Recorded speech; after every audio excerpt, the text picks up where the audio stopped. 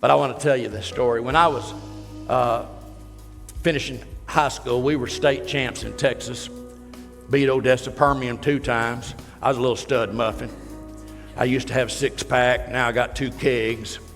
And so, anyhow, my high school football chaplain was a Baptist preacher.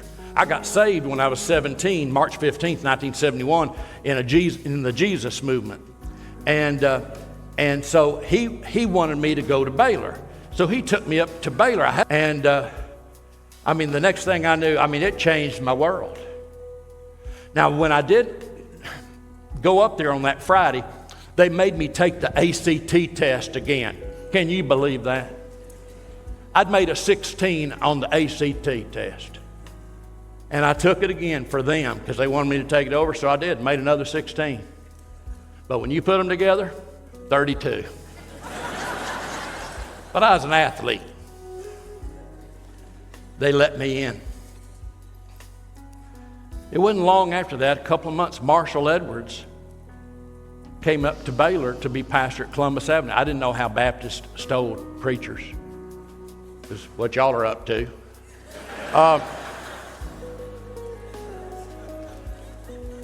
And all of a sudden when he got there, he baptized me. I was raised a Methodist. I'd had a little dabble, do you? And Baptists, they put me under till I bubbled.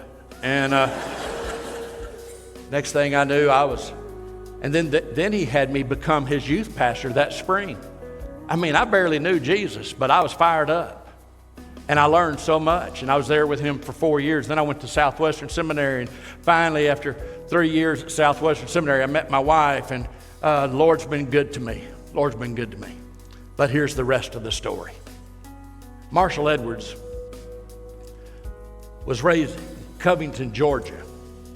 He went to Newton County High School. He had an appointment to West Point.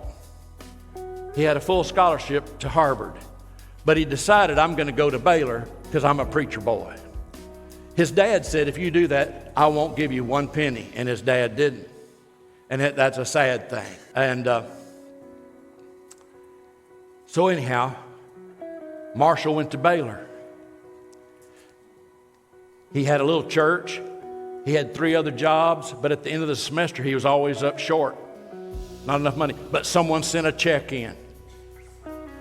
The next semester, someone sent a check in. Next semester, someone sent a check in.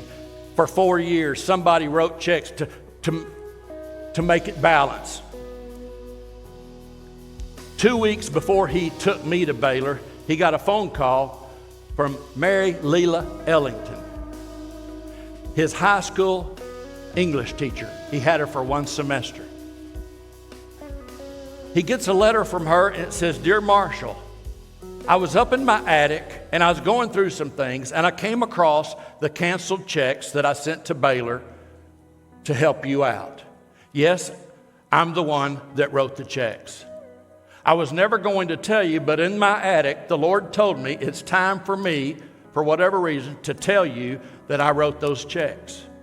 When he read that, he found her phone number and called her, and she said hello, and he couldn't speak, and he talks more than I do. And she said, is this Marshall? He said, yes, ma'am. She said, Marshall, you are the greatest investment I've ever made in my life. Leila Ellington never married. Matter of fact, Marshall asked her one time, he said, did you ever have a romance? And she said, Marshall, I never had a date. But you're like my adopted son. And you're the greatest investment I have ever made in my life. What a shade tree she planted for my father in the ministry. I buried Marshall a couple of years ago up in Blowing Rock, my hero. And it all came to me when I was in the back of Marshall Edwards' yellow LTD.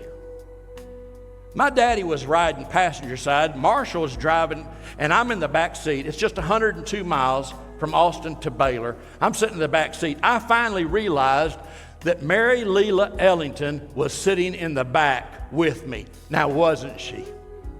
Wasn't she? She was there when I got to Baylor, and they made me take the ACT test again. If they could have heard her speak, she may have said, if I'd have had him for one semester, he'd made a 22.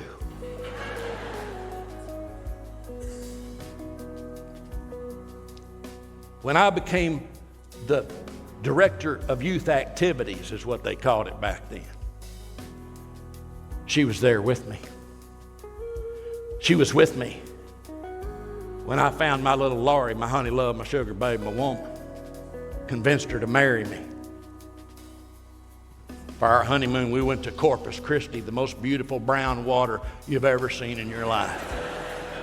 Stayed in La Quinta, at the La Quinta, which in Spanish means next to Denny's.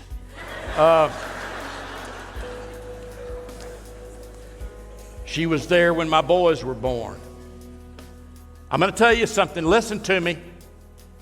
She's in this building right now, isn't she? Because she planted a shade tree that she never, ever sat under. But I have sat underneath those shade trees. What she did for Marshall Edwards, the man I called Rabbi, she planted a shade tree for me. And that's how it works.